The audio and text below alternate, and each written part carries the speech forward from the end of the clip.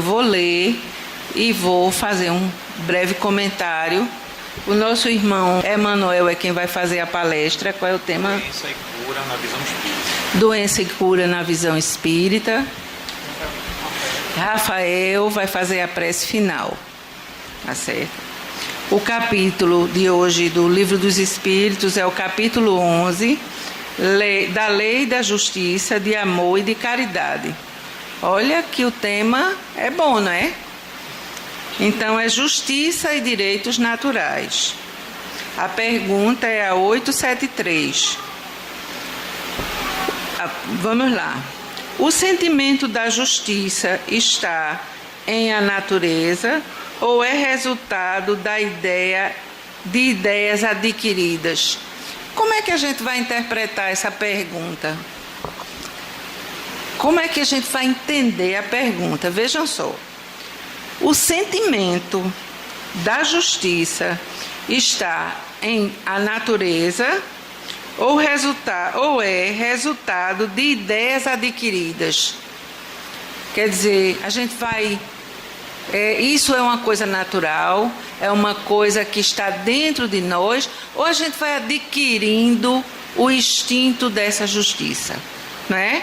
Então, a gente sempre deve analisar a pergunta, porque toda pergunta que Kardec fez, ele fazia a pergunta assim, com muita propriedade.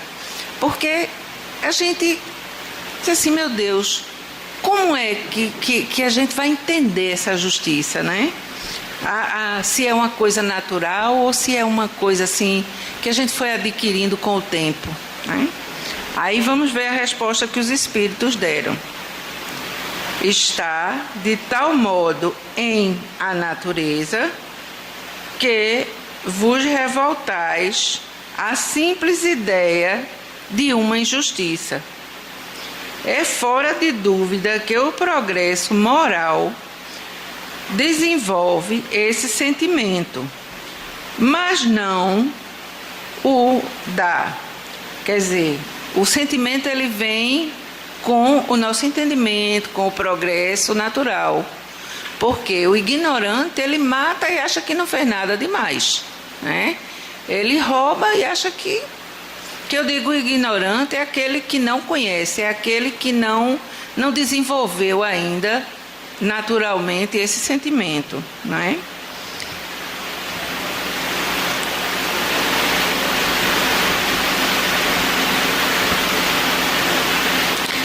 Mas, como é que se diz? Mas não o dá. Deus o pôs no coração do homem. Daí vem que, frequentemente, em homens simples e incultos, se vos deparam noções mais exatas da justiça do que nos que possuem grande cabedal de saber. Vejam, muitas vezes a pessoa tem mestrado, doutorado e é grosseira. Ela acha-se superior a outras pessoas, não respeita o direito do outro porque se acha intelectualmente superior. Enquanto que existem pessoas simples, às vezes até analfabetas, mas que dá verdadeiras lições a gente. Então, quer dizer, esse sentimento de justiça, ele está o quê? Dentro, é aquela resposta que diz que está dentro de cada um de nós. É como que se nós, quando Deus nos criou, Ele já criou a gente com aquele chipzinho. Falta só a gente desenvolver o programa do chip para poder a gente aprender que a justiça, ela está dentro, faz parte da lei de Deus, está dentro de cada um de nós, não é verdade? Então, para que o nosso irmão tenha tempo, eu acho que deu para entender a pergunta e a resposta, e caso vocês precisem desenvolver melhor essa pergunta, que eu, na verdade, não tive tempo de estudar, então, vamos fazer a nossa prece para que o nosso irmão ele possa desenvolver o tema dele com mais tempo, tá certo? Vamos fechar nossos olhos. Vamos agradecer a Deus por este ano, não é? Pelo início do ano. Vamos agradecer a Deus a espiritualidade amiga dessa casa, que está sempre a nos ajudar, está sempre a nos socorrer. E vamos pedir também a Deus que ajude o nosso irmão a falar e que nós tenhamos olhos de ver, ouvidos de escutar e que possamos ter um ano maravilhoso. Agradecemos a espiritualidade amiga desta casa. Em nome de Jesus, assim seja.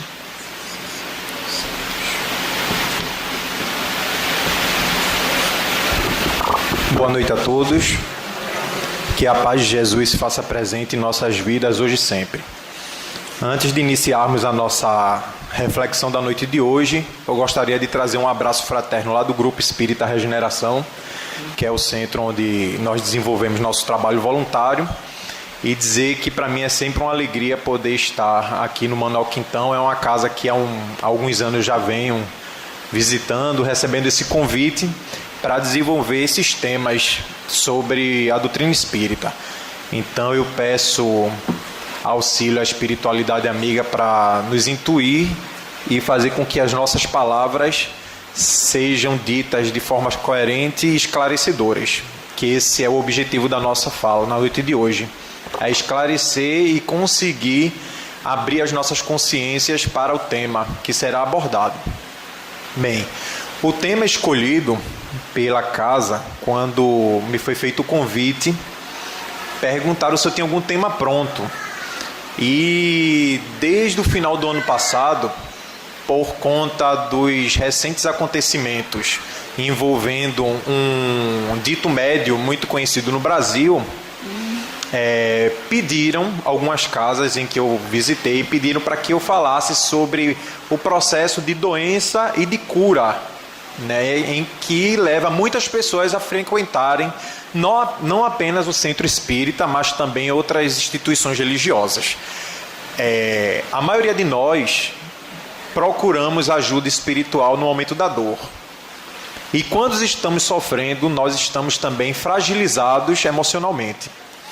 Então essa ferramenta de aproveitamento de pessoas fragilizadas por estar passando por momentos difíceis, principalmente quando envolve a questão da saúde do corpo físico, é algo que sempre vem à tona.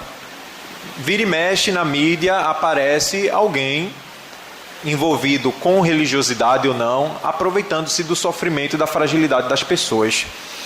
E como Allan Kardec, eu achei interessante essa imagem exposta aqui no slide, mostrando os livros da obra básica. E como Kardec, ele sempre enfatizava a importância do estudo e do conhecimento do Espiritismo. Quarta-feira, lá no Regeneração, nós tivemos a primeira reunião de perguntas e respostas. Digo logo de passagem aqui que é a inspiração do Manuel Quintão, que aqui também tem, né, a reunião de perguntas e respostas. A gente levou essa ideia lá para o Regeneração. E uma das perguntas que foram feitas era envolvendo essa questão de doença, de cura. E a gente teve essa oportunidade de esclarecer às pessoas uns detalhes importantes e como isso é de relevância dentro do estudo do Espiritismo. Kardec falou na Revista Espírita de maio de 1859, se não me falha a memória. Um leitor, né, que acompanhava os lançamentos da Revista Espírita na França, na época, perguntou a Kardec qual era a influência do Espiritismo para a sociedade. E Kardec respondeu essa correspondência dizendo o seguinte, que o Espiritismo bem compreendido e bem praticado será uma grande ferramenta de transformação social.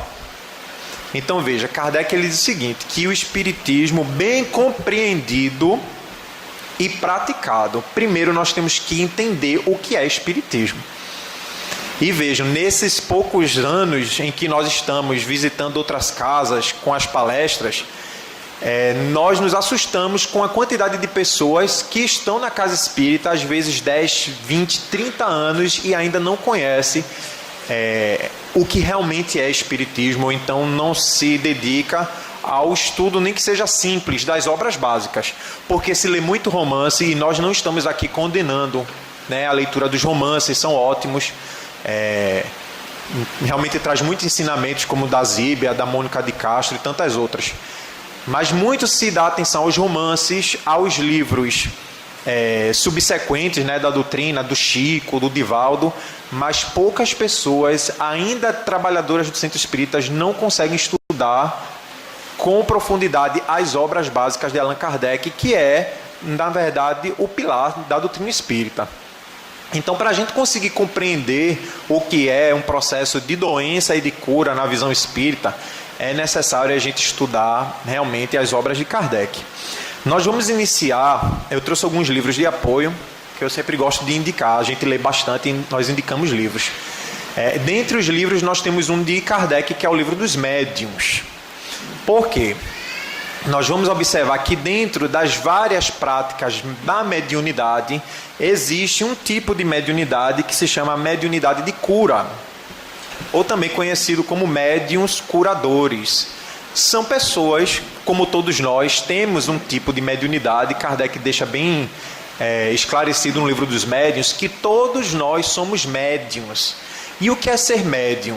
É ter a capacidade de sentir e de se relacionar com o mundo invisível, com a dimensão extrafísica, plano espiritual, seja lá qual seja o termo utilizado, né, nos autores.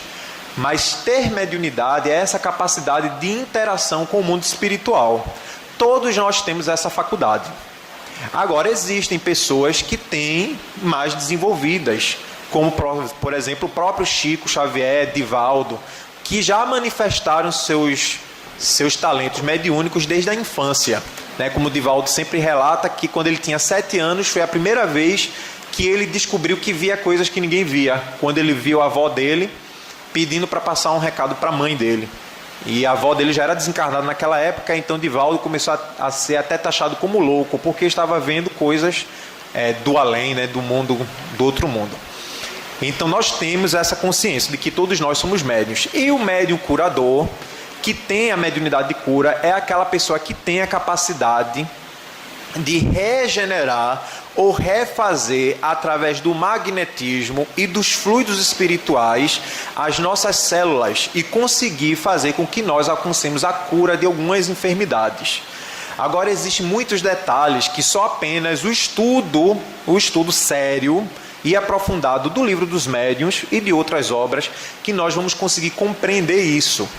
Porque existe o seguinte: eu posso frequentar uma casa espírita, fazer o meu atendimento fraterno, vai sair lá prescrito o tratamento, e eu vou começar a fazer meu tratamento espiritual, os passes, a água fluidificada, os estudos da casa, a palestra, né, as campanhas sociais da casa. Isso tudo também faz parte do que nós conhecemos como a fluidoterapia, ou então o tratamento espírita que os centros oferecem para as pessoas que buscam esse auxílio. Só que nós vamos encontrar pessoas que fazem um tratamento, e no primeiro tratamento, no caso do regeneração, posso falar pelo regeneração, que é o conhecimento que eu tenho, lá o tratamento de desobsessão dura 3 meses.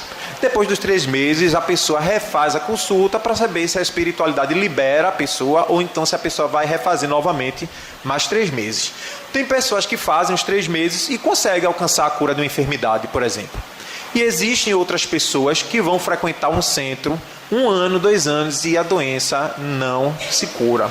E vai para outro centro, e vai para outro, e vai para a igreja evangélica, e vai para o terreiro de Umbanda, aí vai para curandeiro, e vai para bezendeira, e nunca consegue curar-se daquela doença. E às vezes em outras instituições religiosas é cobrado, né? A gente uma vez já esteve falando aqui no Manuel Quintão, uma palestra sobre o tema "Dai de graça o que de graça recebeste". A gente fala do processo do trabalho mediúnico ser gratuito, porque não é nosso. É uma ferramenta da espiritualidade para nós auxiliarmos os necessitados.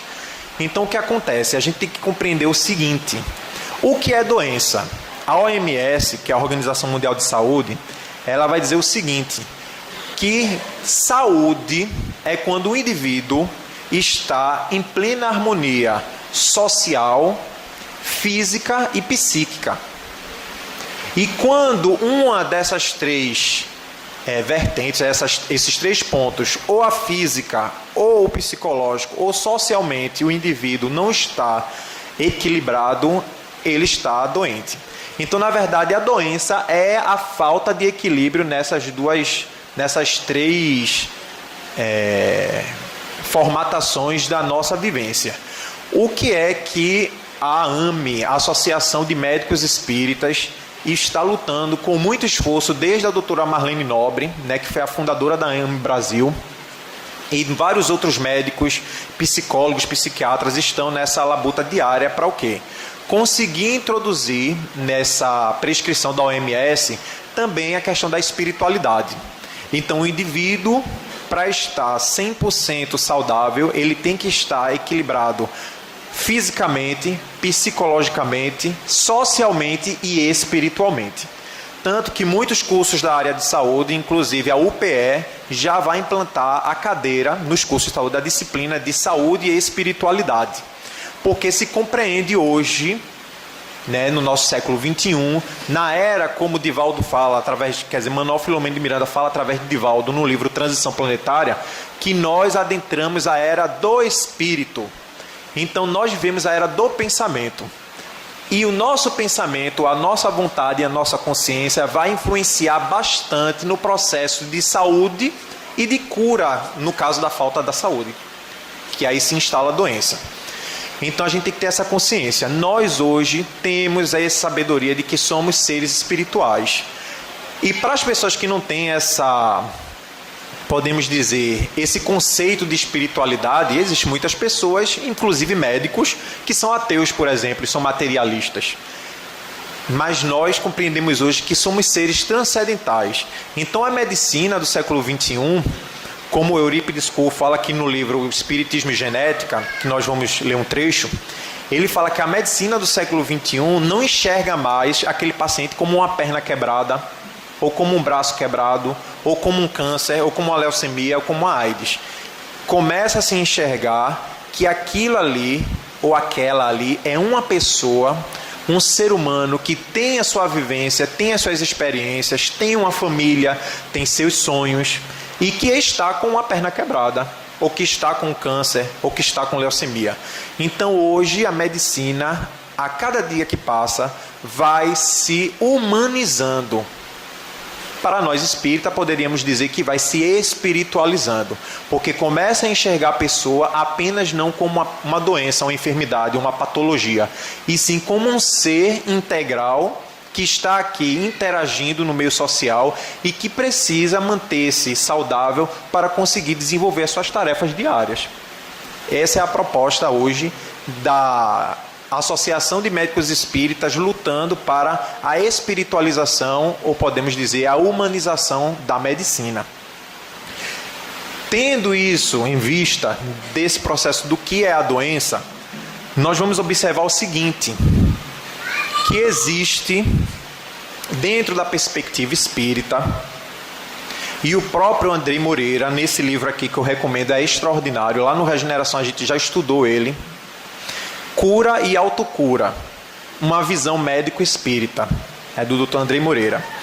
Tanto o Dr. Andrei Moreira como outros médicos da AME, né, o Dr. Décio, por exemplo, o Dr. Sérgio Lopes, que também tem um livro sobre as leis morais e saúde mental, que é do Dr. Sérgio Lopes.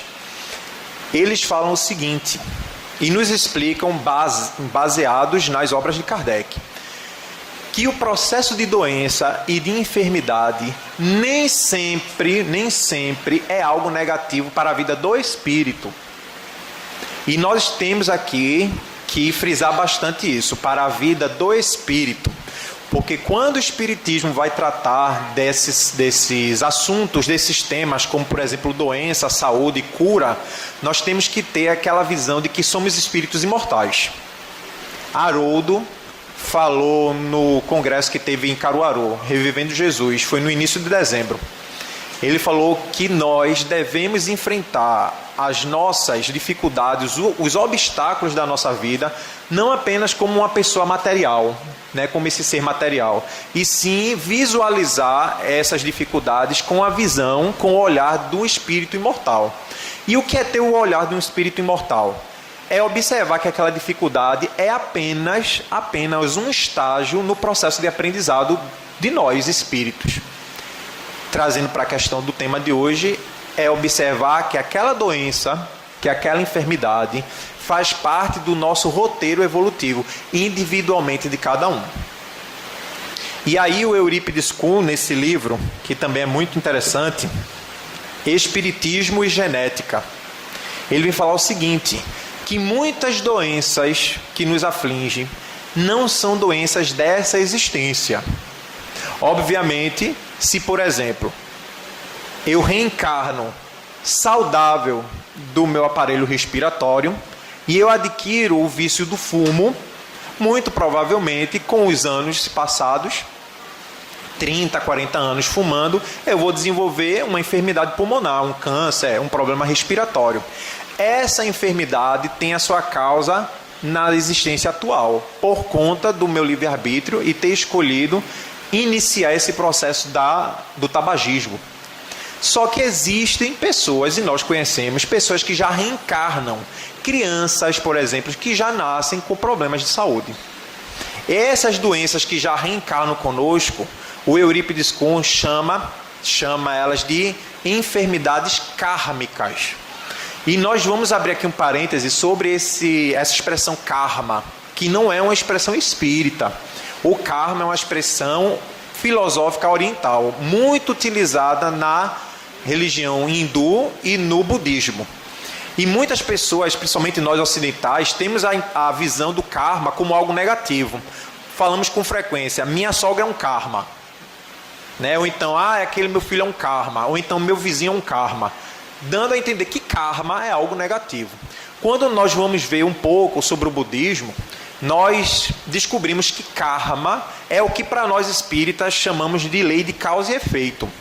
O karma é aquele reflexo gerado pelas nossas escolhas. Então existem karmas positivos e existem karmas negativos. E não apenas podemos ligar o termo karma às questões negativas.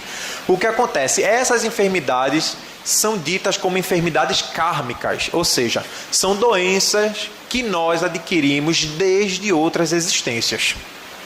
Existem as doenças naturais, que podemos dizer que são as doenças desenvolvidas nessa atual existência, as doenças kármicas que nós trazemos por ter danificado nosso corpo espiritual. A gente vai falar um pouco também do perispírito.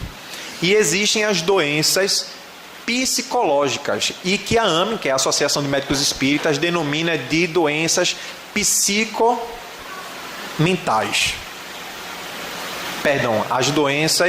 As enfermidades psíquicas, que são as doenças da mente, depressão, ansiedade e transtornos. Nós vamos abordar com mais profundidade essas enfermidades kármicas. Porque, Manuel, como é que pode então acontecer o seguinte? Nessa existência, eu ter algumas atitudes que vai causar uma doença no futuro. Nós que estudamos o Espiritismo, temos que ter o conhecimento de algo importante. Nós somos espíritos, como já falamos aqui hoje. E estamos atualmente habitando um corpo físico, essa matéria. Só que existe um intermediário que faz a ligação entre nós espíritos e esse corpo físico. Kardec denominou esse intermediário de perispírito. E algumas correntes espiritualistas chamam de corpo astral, corpo espiritual. A própria ciência da AME chama de modelo organizador biológico. O Hernani Guimarães Andrade, no livro Espírito, Perispírito e Corpo Físico, ele denomina esse corpo espiritual de modelo organizador biológico. Por quê? É esse corpo espiritual que nós podemos chamar vulgarmente de caixa preta. Um avião, quando sofre um acidente que ele cai, aqueles registros do que aconteceu na cabine de comando, a gente só tem conhecimento por conta da caixa preta. É a mesma coisa com nós. Quando esse corpo físico morre, cessa sua atividade orgânica, o que fica registrado no perispírito é o que nós vamos utilizar como informação para preparar a nossa próxima reencarnação.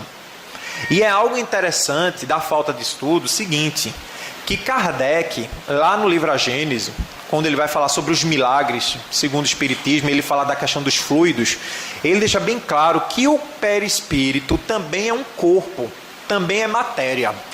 Só que é uma matéria diferente da matéria do corpo físico. É uma matéria, como ele denomina, quintessenciada, uma matéria mais sutil, mas que também é matéria. Tanto o perispírito como o corpo físico vêm da mesma origem, que é o fluido universal. Só que esse corpo espiritual, logo está dizendo, ele é espiritual, ele vai vivenciar e vai interagir com o mundo extrafísico. Só que tudo que nós pensamos, o que vai registrar é esse corpo espiritual. E é através desse corpo espiritual que vai passar todas essas informações do pensamento para o corpo físico. O que é que a gente está querendo dizer aqui? Que tudo que a gente pensa, o perispírito sente, e depois o corpo vai manifestar aquela sensação registrada pelo perispírito. E como é que essa sensação, ou esse pensamento, ou esse sentimento vai passar de algo que é, de certa forma, abstrato, né? Algo que é sutil, para algo concreto dentro da nossa realidade física? É através dos centros de força, também conhecido como o termo de chakra. Tudo que nós pensamos, o corpo físico registra. E os plexos do sistema nervoso que estão ligados aos centros de força, os chakras, é que vai fazer com que manifeste-se no corpo físico. Então, se eu fumo muito, ou eu bebo muita bebida alcoólica, ou eu como muita comida industrializada, ou então eu tenho muitas relações sexuais com várias pessoas e adquiro alguma doença sexualmente transmissível, ou seja, se eu tenho algum vício em que eu coloco a minha saúde em risco, eu também estou, de certa forma, danificando esse corpo espiritual. Se eu desencarno com esses problemas, né, patológicos, em que eu usei de forma negativa o meu livre-arbítrio, eu estarei danificando o meu perispírito. E esse corpo espiritual, ele vai ser reconstituído em uma nova existência na matéria. Por isso que muitos de nós já reencarnamos com aquela enfermidade. E tem um detalhe, muitas vezes nós escolhemos passar por aquela dificuldade. E aí vem o grande X da questão, daquele momento em que eu disse que muitas pessoas procuram casas religiosas décadas e décadas e não conseguem alcançar a cura. Porque pode ser até duro isso, essa informação. Mas infelizmente, para muitos de nós que ainda somos muito endurecidos, e por nossa livre escolha, como o próprio caso do livro Missionários da Luz, na reencarnação de Segismundo, nos mostra que às vezes nós escolhemos passar por aquela prova. Então, muitos dos casos, as nossas enfermidades físicas são escolhas nossas e são ferramentas do nosso progresso espiritual. Por isso que talvez nós vamos procurar muitos curandeiros, médiuns, pastores, padres, pai de santo, o que for, e aquela enfermidade não vai conseguir ser curada, porque ela faz parte da programação reencarnatória e faz parte do nosso processo de evolução e de aprendizagem. Então esse detalhe é importante. O Eurípides Kuhn, ele fala aqui nesse capítulo 4 sobre o perispírito, doenças incuráveis e sinais kármicos. E veja que interessante, ele diz que o DNA traça o roteiro turístico a cada viagem evolutiva e automaticamente vai marcando as paradas nos portos das dores e as festas nas cidades das alegrias. No DNA vamos diariamente numa vida gravando o que nos ocorrerá na vida seguinte. É a construção lenta, mas segura, de acontecimentos infalíveis e inevitáveis. O nosso DNA, as nossas células, os nossos cromossomos do corpo físico estão alinhados ao DNA, as células e os cromossomos do corpo perispiritual. Por isso que Kardec fala que o perispírito é matéria, igual ao corpo físico, só que em outra dimensão. Quem explica com mais facilidade e mais propriedade é a própria física quântica, que vai falar sobre esses universos paralelos, dimensões astrofísicas e tudo isso. Mas o nosso DNA espiritual, ele já fica gravado aquela enfermidade. ou então aquele pensamento negativo que vai desencadear uma enfermidade futuramente. E ele continua falando aqui, só mais esse trecho. A produção hormonal pode influir na modificação do DNA. Produção essa afetada pelos atos, olha, tá vendo? Pelos atos, palavras, sentimentos e pensamentos das criaturas, deduzindo que, e aí ele traz 3 pontos, mas vamos ver isso aqui. Ele fala que essa produção hormonal pode influir na modificação do DNA, através do atos, palavras, sentimentos e pensamentos das criaturas. Ou seja, tem uma frase de Emmanuel que é interessante, que ele fala assim, que o bem que nós fazemos é o nosso advogado em toda parte. Veja que interessante, o bem que nós fazemos é o advogado, é nosso advogado em toda parte. O que é que o Eurípides está querendo dizer aqui? Que esses atos, essas palavras, esses pensamentos, esses sentimentos podem modificar o DNA no decorrer da nossa existência. No decorrer da nossa existência. Então, muitas vezes, como fala o título do livro do André Moreira, cura e autocura. Então, muitas vezes nós procuramos desesperadamente esse auxílio, essa ajuda nas casas religiosas, nas pessoas, transformamos seres humanos em verdadeiros deuses, que é o que acontece, a idolatria nas pessoas, nos médios, nos palestrantes, nos padres, nos pastores, enfim, nos gurus. E nós esquecemos que essa potencialidade de transformação e de cura está dentro de nós. E é isso que o Espiritismo traz para nós. A nossa autonomia, a nossa liberdade, o nosso poder que nós temos íntimo de fazer essa transformação, não só nossa, mas também da sociedade. E ele traz esses 3 pontos. Atos e pensamentos harmoniosos, emoções agradáveis, alegria e amor trazem modificações benéficas para o DNA, melhorando o padrão e marcando menos dificuldades para a vida seguinte. Então, às vezes, a gente está com a doença, começa a ter atitudes mais positivas, talvez aquela doença nem se cure, como a gente está vendo que existe enfermidade que faz parte do nosso processo de aprendizagem, mas nós adquirimos, de certa forma, uma refrigeração espiritual. Chico era um homem que tinha muitas doenças físicas, mas espiritualmente ele era muito saudável. Então talvez a forma como Chico enxergava a vida, a forma como ele lidava com as suas enfermidades e como ele tinha esse conceito de imortalidade espiritual, as suas enfermidades não eram um sofrimento para ele, era realmente apenas um estágio. E nós devemos sempre viver a nossa vida pensando na vida futura.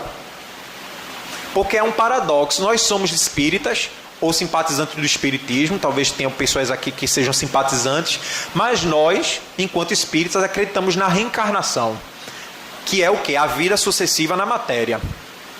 Então, se eu sei que o que eu estou vivenciando hoje é reflexo das minhas escolhas do passado, qual é a lógica de eu continuar fazendo coisas erradas ou coisas negativas nessa existência, sabendo que isso vai refletir no futuro? É irracional. Por isso que Kardec falava da fé raciocinada. Porque quando a gente começa a pensar nesse processo de interligação passado, presente e futuro, porque para nós existe o passado, presente e futuro, porque nós estamos na matéria. Mas dentro da perspectiva espiritual não existe passado e não existe futuro. Existe sempre o presente. Porque o presente é o reflexo do passado. E o futuro vai ser o reflexo do presente. Então, dentro de uma visão espiritual, não existe nem passado nem futuro, existe sempre o presente, eternamente. Essa eterna jornada de evolução. Mas aí ele fala também, em contraposição, atos e pensamentos de raiva.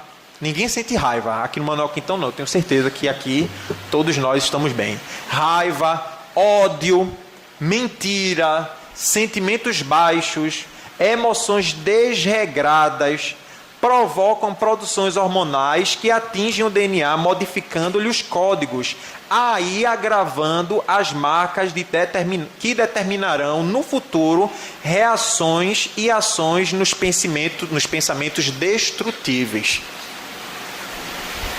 Nos pensamentos destrutíveis.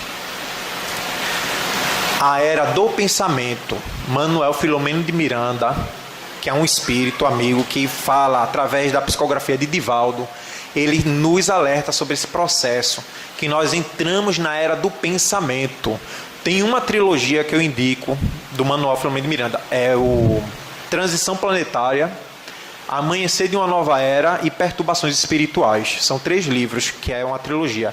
E fala justamente desse processo em que a humanidade adentra essa era do pensamento. Que nós somos seres que estamos na matéria, mas cada vez mais nós vamos nos desmaterializando dentro desse conceito de pensamento. Vejam que interessante.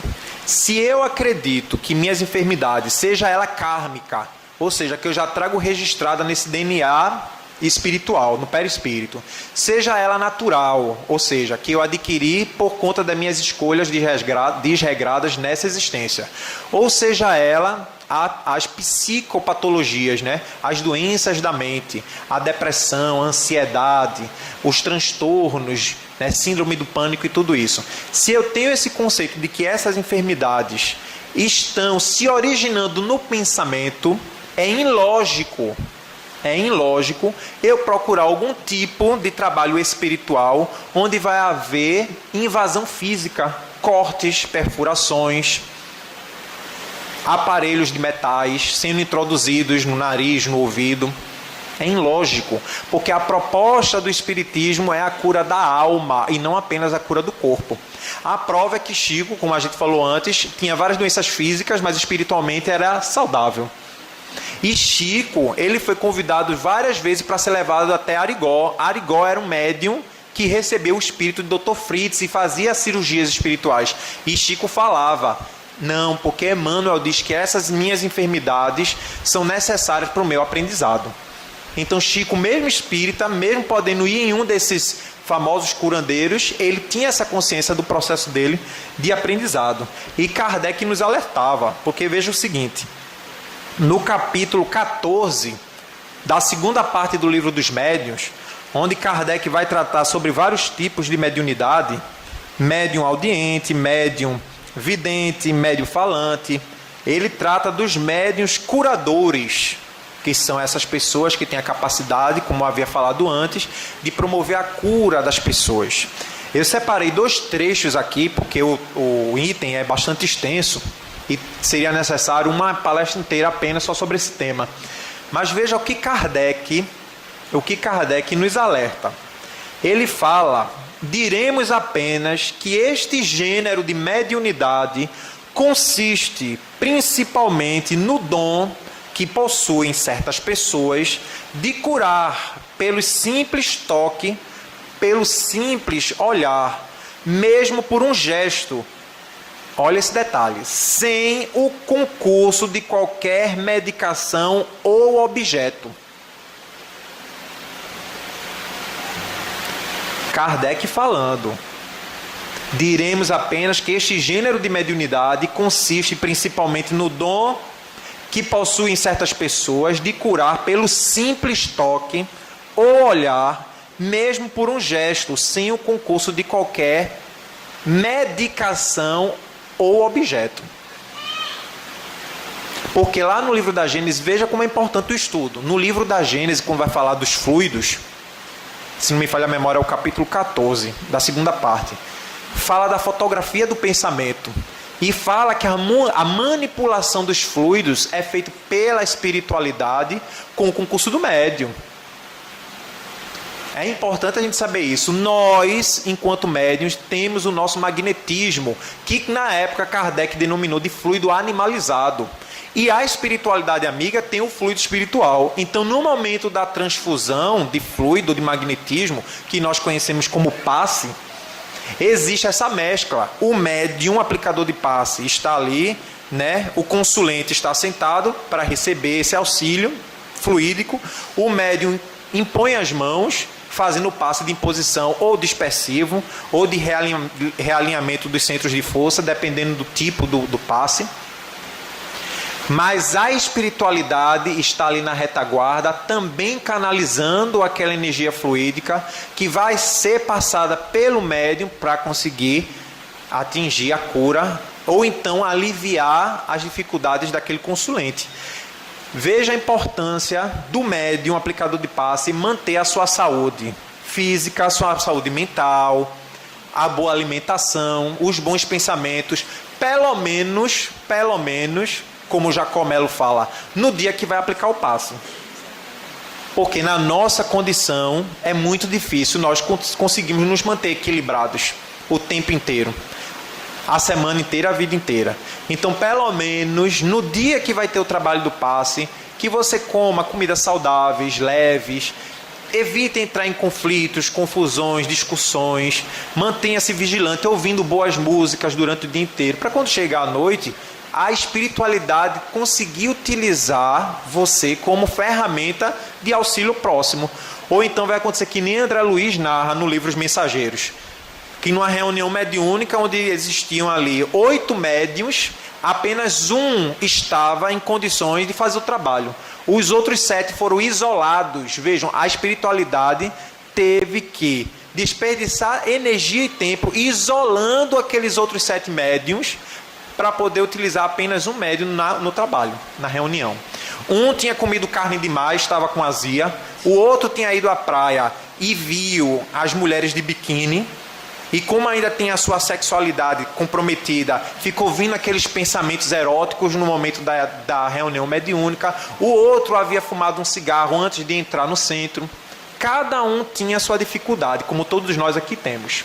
Por isso a importância, o compromisso sério com o trabalho da mediunidade, principalmente quando nós vamos trabalhar essa questão da cura, dos médiuns curadores, os médiuns aplicadores de passe, porque nós estamos tratando com a saúde e com o respeito e com a seriedade que vocês, visitantes, tratandos, consulentes, estão buscando, acreditando que essa casa é séria e vai conseguir trazer essa ajuda. Por isso que esse é o compromisso muito sério para quem está nesse trabalho. E Kardec, ele faz algumas perguntas ao Espírito Erasto. E eu peguei essa pergunta de número 8, que eu achei também que é o checkmate para essa questão de médiuns curadores que a gente viu esses escândalos recentemente. Kardec pergunta o seguinte: podem obter-se curas unicamente por meio da prece? Se minha mãe está doente, eu posso fazer uma prece por ela e ela pode se curar através da minha prece? Ou então, quando muitas pessoas oram, quantas vezes nós estamos doentes ou um parente e a gente chega no grupo do centro, ou no grupo da igreja, ou no grupo do trabalho: gente, minha mãe está doente, vai fazer uma cirurgia a tal hora, bota o nome dela no caderno da tua igreja, põe o nome dela no caderno de vibração do teu centro, vamos fazer uma corrente de oração por ela nesse horário, no dia da cirurgia. Kardec pergunta se apenas isso consegue auxiliar na cura da pessoa.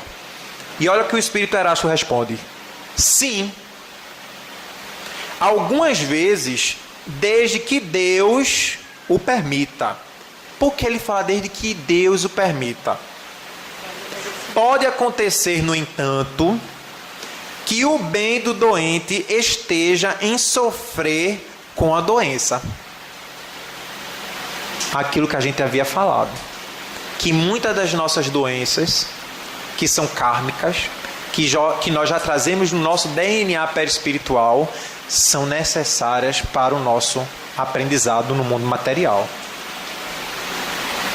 São necessárias para o nosso aprendizado no mundo material. Que o bem do doente esteja em sofrer por mais tempo, e então julgais que a vossa prece não foi ouvida. A gente estava lendo nessa reunião de perguntas e respostas, uma pergunta veio sobre a melhora da morte. A melhora da morte existe para o Espiritismo, e no livro Quem Tem Medo da Morte, do Richard Simonetti, e no livro Os Mensageiros, de André Luiz, fala que existe sim para o Espiritismo a melhora da morte. E isso é um auxílio para o próprio enfermo que está desencarnando.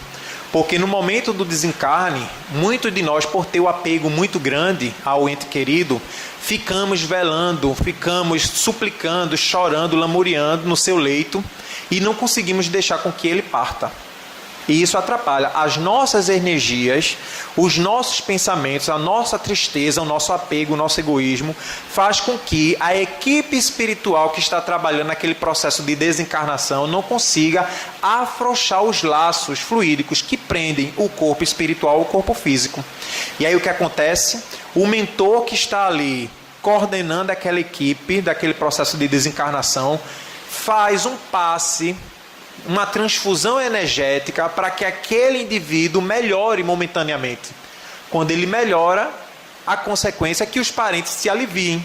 Eita, papai melhorou, ó, mamãe melhorou, vou em casa, né, tomar um banho, descansar um pouco, tomar um banho, almoçar, comer algo. Então os parentes se dispersam. No momento que os parentes se dispersam, aí sim, a equipe espiritual vem e começa a fazer o processo. Às vezes demora um dia, 2 dias. No caso da história do livro Os Mensageiros, foi o paciente, era uma menina, Nina, em que a família inteira ficava ali no leito dela e não deixava ela desencarnar. E Aniceto, que era o instrutor de André Luiz, mostra, ele faz a energização da menina, ela melhora, tem uma melhora 100%, saudável, total, mas quando os parentes se afastam, aí existe a preparação para o desenlace dela e ela vem a desencarnar. Então esse processo também é interessante, porque nós ouvimos muito, e isso é compreensível do seguinte: nós viemos de muitas e muitas reencarnações acreditando que a vida é apenas uma, e que depois da vida ou a gente desce para o inferno ou sobe para o céu, e de que nós não conseguiremos nunca jamais reencontrar nossos entes queridos que partiram antes de nós. Então nós trazemos esses vícios mentais, né, esses arquétipos do nosso inconsciente muito ainda gravado lá, impregnado por conta de muitas reencarnações, estudando, ouvindo, sendo catequizados, doutrinados dessa forma, dessa maneira. Ainda que nós estejamos hoje com conhecimento do espiritismo, da imortalidade da alma, do reencontro com nossos entes queridos, no mundo espiritual, que a gente reencarna todos juntos no ciclo familiar para prosseguir com o nosso aprendizado coletivo, nós ainda temos essa dificuldade. A prova é que nós vemos a morte ainda como algo terrível, como um castigo, né? Como uma punição. Ah, era bom que morresse. Quem já não ouviu essa expressão? Eita, aquilo ali é um miserável, era bom que morresse. Eu falo para os meus amigos, vai adiantar de nada, ele vai morrer e pode ser que ele faça coisa pior, porque ele vai estar sem a matéria, aí é que ele vai poder atuar de forma em que ninguém consiga o ver, né? Os processos de obsessão. A morte não acaba com a nossa vida, a nossa existência. E a morte também não nos modifica, porque se eu sou uma pessoa rancorosa, ambiciosa, depois que eu desencarno, eu vou continuar sendo rancoroso e ambicioso no mundo espiritual. Porque a diferença é que aqui eu estou com o corpo físico e lá eu estou sem o corpo físico. Mas a minha essência, meu caráter, continua sendo o mesmo, continuará sendo o mesmo. Então, por mais que a gente escute falar, ai meu Deus, a gente orou tanto e fulano morreu. A gente fez tanta prece, mas fulano não conseguiu. Ah, onde é que está Deus? Deus me odeia. Né? Tem um documentário que fala sobre as cartas que as mães de Chico Xavier recebeu, e tem um relato de uma mãe que fala que ela ficou descrente de religião porque ela não aceitava que o filho dela havia desencarnado num acidente de automóvel com 21 anos de idade. E ela dizia que Deus não existia, porque se Deus existisse, não tinha deixado o filho dela desencarnar tão novo, tão jovem. E aí ela vai atrás de Chico, recebe uma correspondência e é consolada. Mas nós temos que quebrar esses atavismos do passado. E uma das diretrizes para esse processo de autocura é a autoiluminação, que Joana de Ângeles traz nesse livro que eu também indico, muito bom, Encontro com a Paz e a Saúde.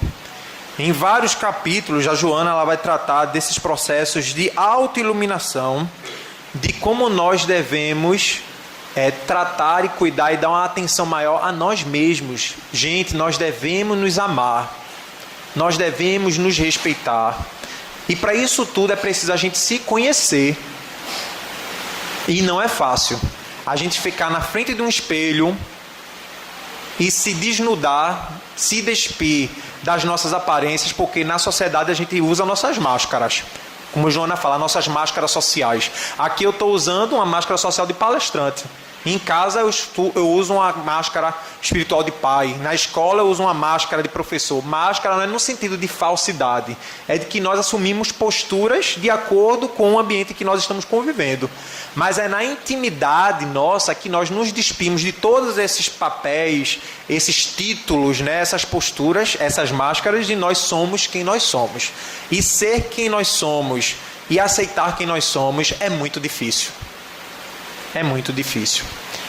A gente conseguir reconhecer que nós somos rancorosos, que aquela pessoa com que a gente brigou, a culpa foi minha, não foi dela, e eu não consigo aceitar isso, eu não consigo pedir desculpa, pedir perdão àquela pessoa.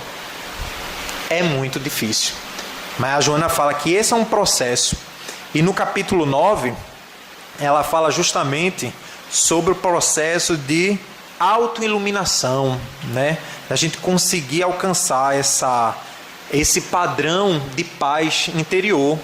E ela diz nesse trecho: a busca da autoiluminação pode assemelhar-se ao esforço exercido durante a contemplação das águas de um rio, que fluem contínuas na direção do mar ou do oceano onde se mesclam. Absorta na observação da corrente, a mente consciente perde-se no esvaziar de pensamentos para acalmar-se, transmitindo a paz. O encontro das diferentes águas sempre se dá através de um choque. O mesmo ocorre no momento da autoiluminação, que pode ser afligente e dolorosa no começo, como foi no caso do apóstolo Paulo, quando era Saulo, adentrando a Damasco, em pleno deserto, visto por Jesus, ou suave e doce, como o príncipe Siddhartha, à sombra da árvore do Bodhi, a figueira, onde alcançou sua iluminação, transformando-se no famoso Buda. O que é que Joana de Ângeles fala? Que a gente deve observar as correntezas, seguindo o seu fluxo e se mesclando com outras águas, água salgada, água doce, e que nós devemos fazer esse papel de seguir essa correnteza do bem, do amor, da paz e se misturar com a diversidade. Pois é na diversidade e na adversidade que nós vamos ter ferramentas de crescer com a experiência do convívio do outro, ainda que o outro seja diferente. Esse processo de autoiluminação no convívio coletivo, mesmo com as diferenças, pode trazer no início algo desconfortável. Porque é muito mais fácil a gente conviver com os nossos afins, com os nossos afetos, do que com os nossos desafetos. Mas que com perseverança, com continuidade, esse processo de interação com a sociedade, com a coletividade, que nos auxiliam à autoiluminação, vai ser suave e doce, como no exemplo do príncipe Siddhartha, o conhecido Buda. Então esse processo de autoiluminação ajuda a clarear a nossa consciência, nós compreendemos nossos papéis de espíritos imortais em processo, né, de aprendizagem, de evolução aqui na matéria, conseguimos vigiar os nossos pensamentos, os pensamentos vigiados, os pensamentos tidos na proposta do bem, do amor, da fraternidade, da paciência, da tolerância, da resignação, da compaixão, da alteridade, da empatia, ou seja, enfim, de todos esses pensamentos positivos, eu tenho aquela consciência de que, pensando positivamente, eu estarei gravando no meu DNA perispiritual porções, probabilidades positivas, que na vida futura irá se transformar em uma vivência mais prazerosa, tranquila, saudável, porque o pensamento traz o que registra o perispírito e o que atua no corpo físico.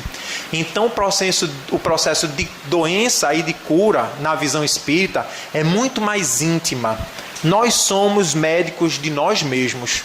Nós temos que educar nossos pensamentos e sentimentos para manter-nos sempre em constante processo de saudáveis, de cura, sabendo e lembrando que quando a doença e a enfermidade batem à nossa porta, nós tenhamos consciência de que aquilo ali é uma ferramenta de progresso E nós não devemos perguntar, como a monja Cohen, parafraseando a monja Cohen, ela fala: se eu estou com câncer, com a leucemia, com a doença sexualmente transmissível, com depressão, com alguma enfermidade, seja ela qual for, a pergunta nunca deve ser por quê, e sim o quê.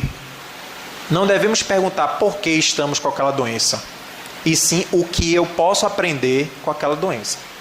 Muita paz, que Jesus nos abençoe. Pai de amor e bondade, agradecemos do fundo do nosso coração por podermos estar aqui nessa casa que nos recebe.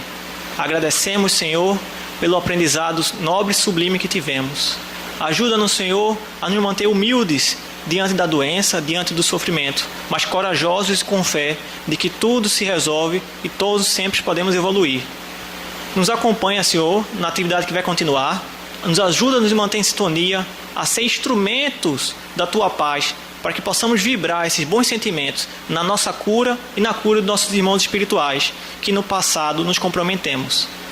Nos acompanha hoje e sempre, Senhor, nesse ano que inicia, e continua fortalecendo essa casa para que ela esteja sempre firme e com bons trabalhadores.